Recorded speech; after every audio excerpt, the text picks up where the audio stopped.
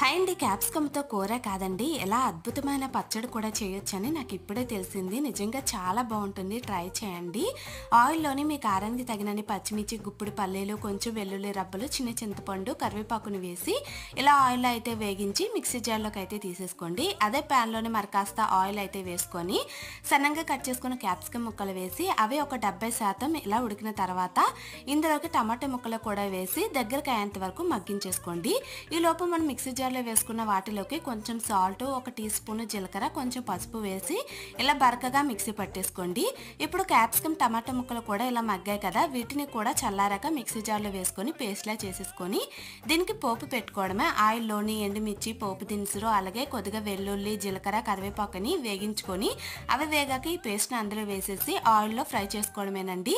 వేడివేడి అన్నంతో కానీ దోశతో కానీ ట్రై చేయండి. నిజంగా చాలా బాగుంటుంది. నచ్చితే లైక్ చేసి ఫాలో చేయడం మర్చిపోకండి.